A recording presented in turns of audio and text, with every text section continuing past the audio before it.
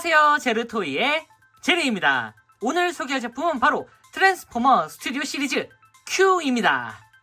자, 트랜스포머 3 다크 오브 더 문에서 등장하고 아주 큰 논란이 많았던 그 캐릭터 이 Q, 곧 이 휠잭이라는 이름을 가진 이 캐릭터 스튜디오 시리즈로 이렇게 발매가 되었는데요. 본작에서는 주로 Q라 불리지만 어쨌든 휠잭의 첫 실사 버전 등장이기도 합니다. 근데 이 생김새와 작중 취급 덕분에 영 좋지 못한 평가를 받은 그런 캐릭터 중에 하나이기도 한데요. 자, 과연 실제품, 이 스튜디오 시리즈로 나온 제품은 어떤 느낌일지 한번 살펴보도록 하죠. 자, 먼저 디럭스로 등장한 Q의 모습입니다. 이게 자, 일단 디럭스급 사이즈인데 솔직히 말하면은 너무 재현율이 높아가지고 좀 무섭습니다. 자, 정면은 이런 식으로 나와줬고요. 자, 옆으로 보면은 이런 모습, 좀 등짐으로 가려져 있는 모습이 보이고요. 자, 뒷모습은 이런 형태로 나와줬습니다. 솔직히 이 스튜디오 시리즈가 이 장점 중 하나가 바로 CG 이미지 렌더링을 그대로 가져와서 완구화시킨 그런 진짜 재현율이 굉장히 높은 그런 시리즈인데 오히려 이 Q, 그러니까 저는 이 Q를 그렇게 싫어하는 편은 아닙니다, 사실. 근데 이 스튜디오 시리즈 특유의 이 엄청난 재현율이 한편으로는 조금 독이 되지 않았을까라는 생각도 드는 그런 형태의 외형을 가지고 있습니다. 자, 여기에 더해서 원작에서 등장했었던 이 무장들, 사실 이 무장이 등장하긴 했는데 거의 사용하지 못해가지고 굉장히 허무하게 갔죠. 요건 이제 등 쪽에 이제 메고 있었던 이 무슨 무장인가요? 이게 사실 이 나기타나 혹은 언얼도 형태로 이 옛날 그 완구에서 한번 등장한 적이 있었거든요. 이거 나기타나로 봐야 될지 뭐 언얼도로 봐야 될지 좀 모르겠는 그런 형태의 뭔가 이상한 막대, 그리고 자, 기본적인 총이 하나 들어 있습니다. 사실 본편에서 이 두 무장을 활용해서 싸우는 모습도 나오지 못하고 바리케이드에게 바로 처형당했죠. 굉장히 처참하게 처형을 당했는데 그래서 그런지 너무 아쉬운 최후를 가진, 나름 트랜스포머 3에 나왔던 신캐인데 심지어 휠잭인데 정말 아쉬움이 많이 남았던 그런 캐릭터입니다. 자, 그리고 아까부터 얘기 드렸던 이 스튜디오 시리즈 특유의 재현율이 좀 독이 됐다고 생각이 되는 게 무섭습니다. 너무 디테일하죠. 이게 자, 박스아트를 보면은 이거 공포영화 아닌가요? 진짜 하필이면은 이 박스아트에 있는 이 어두운 이미지까지 포함되어 있어가지고 요거 이렇게 보면 진짜 누가 보면 공포영화인 줄 알겠습니다. 하지만 이 본편 자체에서는 색감도 되게 밝고 어쨌든 이 선한 역으로 나오기 때문에 그렇게 막 무섭다기보다는 약간 괴기스럽다, 조금 기괴하게 생겼다, 굉장히 불쾌감이 느껴진다라는 평가가 주를 이뤘습니다. 참 안타까운 게 이 휠잭은 이 실사와의 좀 인연이 딱 한 번밖에 없었던 그런 느낌이기도 해요. 그러니까 이 Q, 휠잭으로 등장했던 이 Q는 이런 식으로 갑자기 알버트 아인슈타인 같은 느낌으로 할아버지 모습을 하고 나왔고요. 이후에 다시 이제 범블비 영화에서 잠깐 나왔던 그 아주 잘생기고 원작 느낌이 제대로 느껴지는 그 휠잭, 그걸 보고 굉장히 기뻐했다가 나중에 라이즈 오브 더 비스트에서 갑자기 이 시에 빠져있는 문과생이 돼버린 이 팝으로 휠잭이 등장했었는데, 솔직히 말하면 이 라이즈 오브 더 비스트에 등장했었던 그 휠잭은 Q에 비하면 좀 선녀 같습니다. 네. 자, 이렇게 쭈그렁쭈그렁한 그런 모습, 이게 스튜디오 시리즈라 이 특유의 몰딩 디테일이라던가 안쪽에 들어가 있는 이런 세심한 이런 부품까지 너무 디테일하게 들어가 있어가지고 한편으로는 굉장히 좀 무섭습니다. 진짜. 자, 그리고 가슴 파괴, 이게 얼굴 빼고 보면은 일단 이 재현율은 상당히 높아요. 이게 보시면은 안쪽에 이렇게 약간 수리용 킷이라던가 이런 볼트, 너트, 그리고 수류탄, 각종 알 수 없는 이런 장비까지 여기 나중에 좀 도색이 들어간다 하면은 진짜 거의 밀리터리 캐릭터 수준으로 굉장히 디테일해질 것 같습니다. 몰딩 자체 그리고 재현율 면에서는 확실히 이 스튜디오 시리즈라서 이 정도까지 표현이 가능하구나 라는 생각이 들었습니다. 당연히 팔 부분도 이렇게 약간 이 원형, 이 조인트가 조금 눈에 거슬리긴 하지만 그래도 이 정도면 상당한 디테일을 보여주는 모습이고요. 안쪽에는 이런 식으로 볼관절 형태의 관절이 들어가 있습니다. 그리고 차량으로 변신했을 때 이런 서스펜션 같은 부분이 팔에 붙어 있고요. 자, 그리고 다리 부분도 이렇게 원작의 느낌, 원작의 그 CG에서 보여줬던 그 복잡한 기계 디테일을 굉장히 잘 표현했다는 생각이 듭니다. 이런 식으로 아주 굉장한 퀄리티, 안쪽까지 이렇게 세심한 회로판까지 보이고요. 다만 뒤쪽은 아무래도 이제 이 차량의 이 겉면이 조금 어느 정도 이제 들어가야 되는 부분이다 보니까 등짐 쪽으로 다 이렇게 밀려있는 그런 느낌이기도 합니다. 이 한편으로는 뭐 이 정도까지는 어쩔 수 없다라는 생각이 들긴 해요. 자, 그리고 보시면은 자, 눈치 빠르신 분들은 아시겠지만 이렇게 로고가 보이죠. 자, 메르세데스 벤츠의 로고가 이렇게 딱 하니 들어가 있는데 이 로고, 네, 바로 이제 공식 라이센스 차량이라는 걸 이제 알려주는 그런 장치입니다. 근데 여기서도 예전에 그 또봇을 소개 드렸을 때 엠블렘이 이런 식으로 부서지지 않는 이런 형태가 이렇게 들어갔었거든요. 요게 이 계약상의 디테일이라고 하더라고요. 로고가 반으로 갈라지면 안 된다라는 그런 계약사항이 있다고 하는데, 자, 이번 메르세데스 벤츠 로고도 갈라지지 않고 제대로 들어가 있습니다. 자, 어쨌든 이런 식으로 나와주고 본체가, 그리고 자, 여기다 무장을 한번 끼워줘 볼 텐데, 일단 이 총 같은 형태는 이런 식으로 그냥 간단하게 낄 수가 있고, 그리고 이 나기타나 같은 경우에는 여기 조인트, 이쪽에 있는 조인트를 써서 이렇게 손에다가 이런 식으로 이런 형태로 지워줄 수도 있고, 그리고 자, 이렇게 아예 손 쪽에다가 이렇게 넣어서 길다란 나기타나 형태의 느낌으로 이제 자, 장착을 시켜줄 수도 있습니다. 자, 그리고 보시면은 뒤쪽에 이렇게 조인트가 있죠. 자, 원래 이 매뉴얼상에서는 여기 이 대각선 조인트가 여기 이 면, 그러니까 본닛 부분에 있는 이 면에다가 이런 식으로 이제 결합을 하라고 하는데 들어가긴 합니다. 이게 쏙 들어가는데 굉장히 헐렁해요. 그래서 금방 빠집니다. 이렇게. 그래서 개인적으로는 이 차량 옆부분에 있는 이 조인트 이 부분에다가 이런 식으로 자, 이렇게 마운트 시키는 게 조금 더 자연스럽기도 하고 나쁘지 않습니다. 이 원작에서도 약간 이렇게 대각선으로 들어가 있는 그런 느낌이기도 했거든요. 네. 한편으로는 자, 이렇게 굳이 무장이 필요한 그런 캐릭터인가 라는 생각이 들기도 합니다.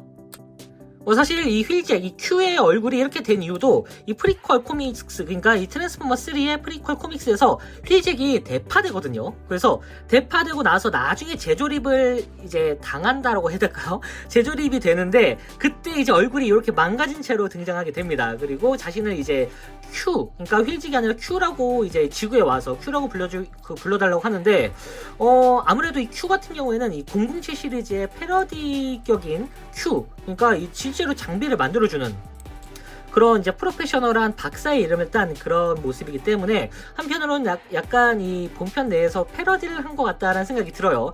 근데 굳이 이런 패러디를 좀 아쉽습니다. 네, 어쨌든 자, 이 상태에서 한번 가동을 살펴볼 텐데 일단 머리 같은 경우에는 이런 식으로 볼관절 형태로 돼 있어서 이런 식으로 회전이 되는데 자, 뒷부분에 살짝 파츠가 있어가지고 턱이 좀 닿습니다. 그래서 완벽한 360도 회전은 조금 힘들고요. 자, 그리고 보시면 어깨가 이런 식으로 또 볼관절이기 때문에 360도 회전이 가능하긴 합니다만 어깨 쪽에 좀 걸리는 부분이 있어서 제대로 가동을 시키려면 어깨를 들어서 이런 식으로 따로 이렇게 가동을 시켜주셔야 됩니다.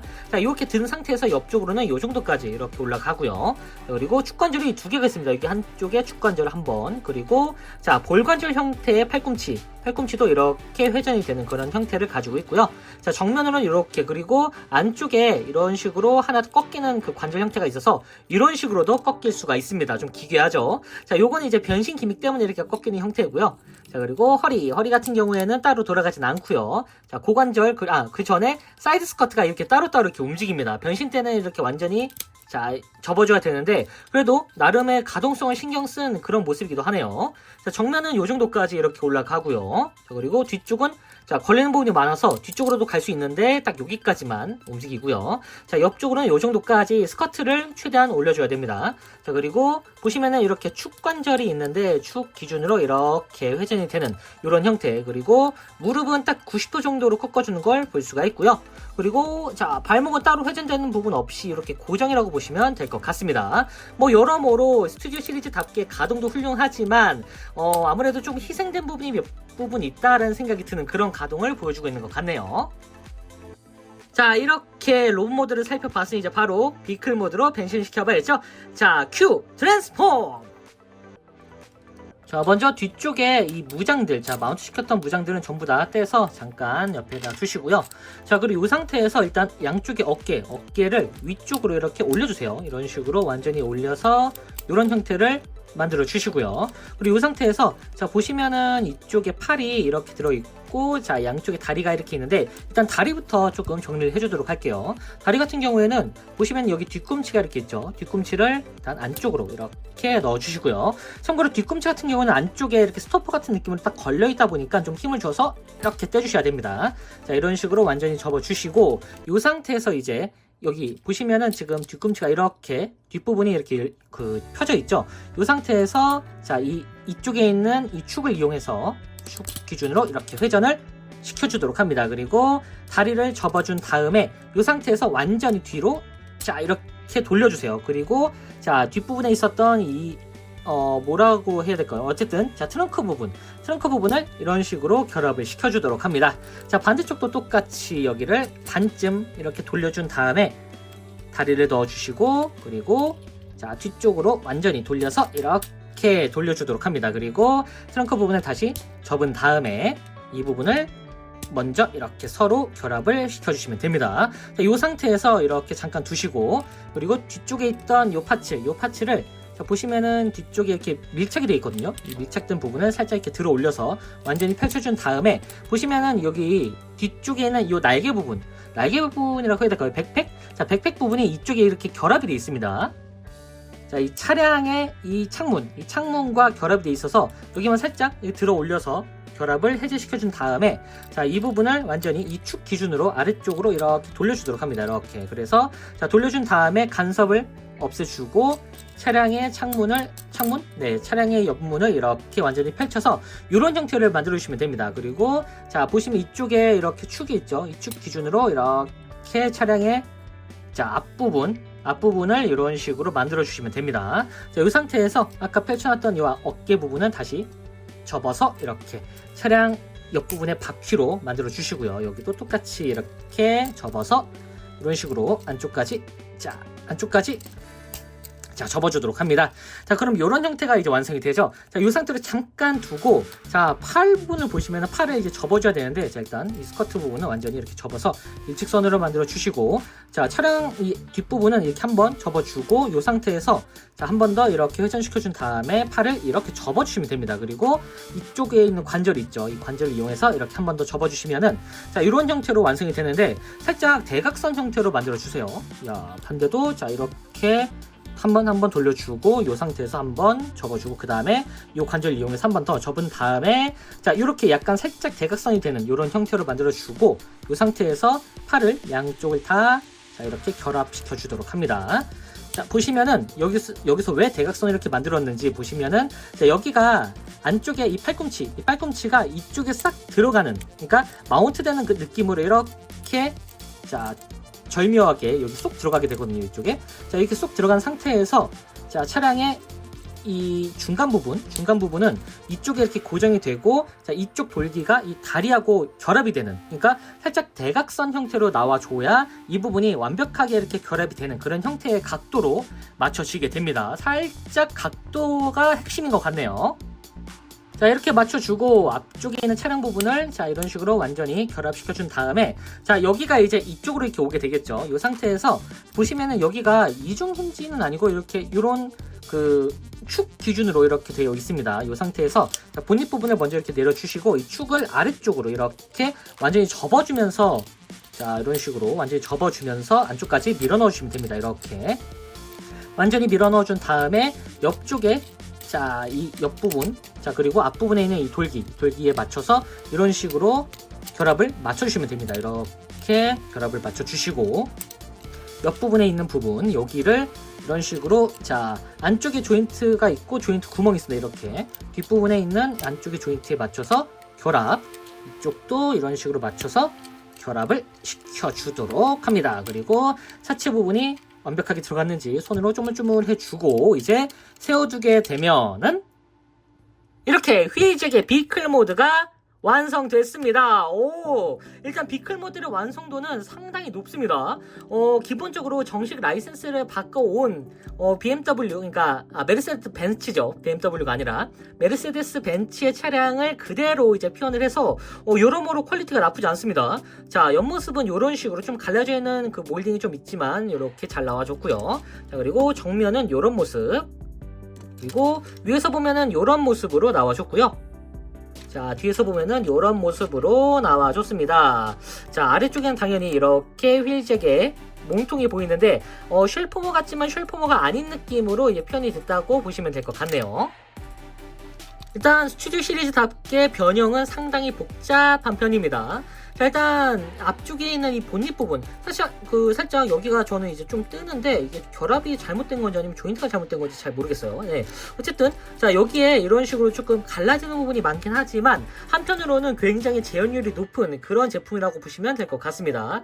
자, 이렇게 전조등이라던가 이렇게 본닛 부분도 굉장히 잘 표현이 되어 있는데, 특히나 이 특유의 본닛 부분, 메르세데스 벤츠에서 보여줬던 바로 그 차량의 본닛인데, 보시면 엠블렘도 이렇게 프린팅이 살짝 틀어져 있지만 어쨌든 프린팅도 나왔습니다. 근데 보시면은 사실 이 차량 이 메르세데스 벤츠 2550이라고 알고 있거든요. 네, 메르세데스 벤츠 2550 이런 느낌으로 파란색 그런 차량을 재현해줬는데 여러모로 나쁘지 않은 것 같습니다. 뒤에 550 써있네요. 예, 2550 맞네요. 네, 벤츠의 로고도 이런 식으로 이렇게 표현되어 있고, 그리고 전조등도 이런 식으로 도색이 다 되어 있습니다. 여러모로 일단 이 로고를 기반으로 해서 전반적인 그 차량의 지연도는 상당히 높은 편이다라고 얘기할 수 있을 것 같아요. 네, 옆쪽에 보시면 이런 식으로 약간 차량의 이 몰딩 부분, 여기가 아무래도 작은 제품이다 보니까 확실히 좀 더 커 보이는 이 균열 자체가 좀 눈에 띌 것 같은 그런 느낌이기도 합니다. 약간 퍼즐 같은 변신이기 때문에 어쩔 수 없다라는 생각이 들어요. 그리고 사이드미러도 이렇게 아주 잘 표현되어 있고요. 한편으로는 이거는 이제 변신을 하기 위해서는 상당한 노력이 필요하다라는 게 느껴져서 조금 어려워하시는 분들은 그냥 로봇 모드 상태에서만 이렇게 가지고 놀아도 나쁘지 않을 것 같다라는 생각은 듭니다. 네, 한편으로는. 네, 어쨌든 이런 식으로 BMW가 제대로 지원됐고, 자, 그리고 무기를 마운트도 시켜야 되겠죠. 트랜스포머는 이런 무기도 하나하나 허투루 빼지 않고 전부 다 마운트 시킬 수 있도록 해놓습니다. 그래서 자, 이렇게 아까 옆쪽에 있었던 이 조인트, 자, 이쪽에다가 이런 식으로 결합을 시켜주면은 자, 이런 식으로 마운트가 됩니다. 그래서 뭐 따로 어디 둘 필요 없이 잃어버리지 않도록 이 옆쪽에다 마운트 시키면 될 것 같아요. 네, 어쨌든 이런 식으로 잘 굴러가기도 해서 한편으로는 정말 나름 그래도 다시는 이 큐를 만들지 않겠다는 의지가 보이는 그런 마스터피스적인 느낌, 한편으로 다른 형태의 마스터피스격이다라는 생각이 드는 그런 제품이라는 생각이 듭니다. 자, 다시 로봇 모드로 돌아왔습니다. 자, 이 상태에서 한번 포징을 취해 보면은 이런 식으로 액션이 가능합니다.